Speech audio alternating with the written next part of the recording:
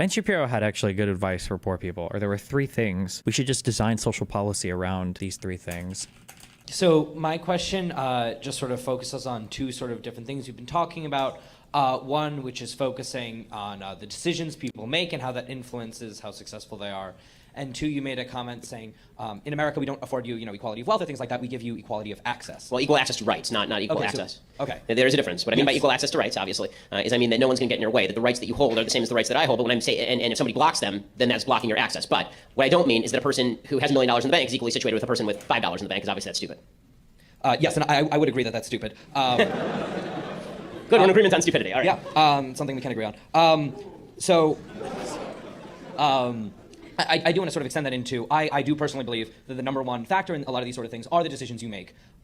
But a lot of what affects your decisions is sort of where you start out, and sometimes that's like a long sort of cultural argument and things like that. Sure. But other times, it's something more basic like, well, if you weren't born into as wealthy a family, it's harder to go to a nicer college, and you're pressured to take another job so you don't finish high school, or you have to take care of, it's a single parent household, which you didn't decide, your parents made a poor decision.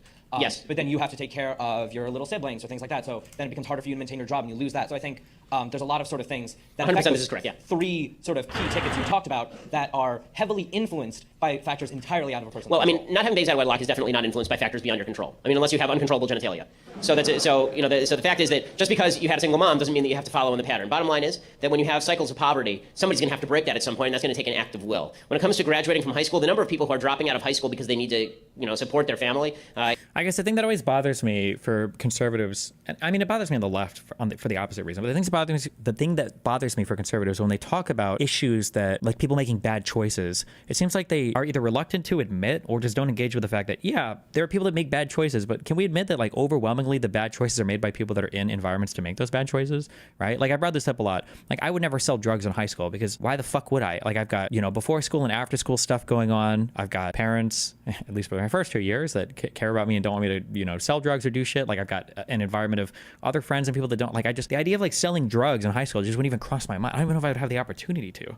I don't know if I'd be able to if I wanted to, but different people in different communities have access to different choices. And I feel like those are the things that we should focus on from a public policy perspective. I think the individual advice is still good, but you have to, from the policy side, you have to see what you can change in the public, right? Support their family is incredibly low in the United States. But if that's the case, then, I'll give you an example. There's a listener of mine who's a young woman, I think she's probably 18 years old, who emailed me the other day, and she said, you have your 3 rules, right? Don't have babies before marriage and finish high school and then get a job. And she said, I love your show. I agree with everything you say. I also broke one of those rules. So I have a baby. I had a baby when I was 15 years old. And what should I do about that? And I said, well, I replied to her. Get rid of it. Just kidding. So what's your social structure like? What did you have parents nearby who can help out with your kid? Do you have a church that you belong to? People who you can rely on? And she said, well, I'm not really a member of a church. I don't have like a huge social structure. I have my mom. My mom's also a single mom because there are these pathologies where there are generations of single mothers. And so what should I do? And she said, well, I went ahead and I got my GED. And now I'm trying to go to community college, but I don't have money for childcare.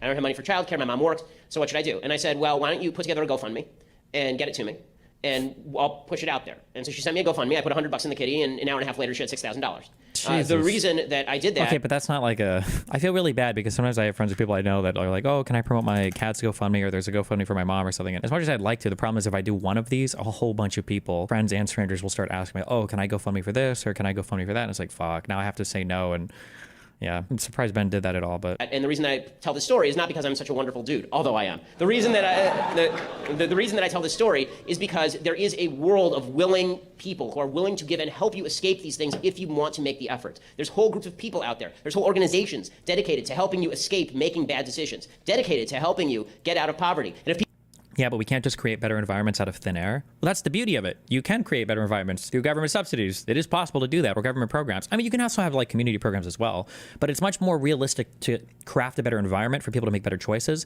than to just come up on stage and be like, all right, guys, 3 things. And I agree with these 3 pieces of advice that Ben gives. Don't have a kid before you're ready. He says out of wedlock, but I mean, even if you're married, it doesn't matter. Just don't have a kid before you're ready. Finish high school. It's essential. It might today mean also get your associates or go to college if you can, but at the very least finish high school and get a job. If you can do those 3 things, you're going to be better than a person who's like trapped in generational poverty, having their life destroyed, okay? Those 3 things are important, but you can set people up for success by crafting an environment that allows them to pursue those 3 things to the best of their abilities, right?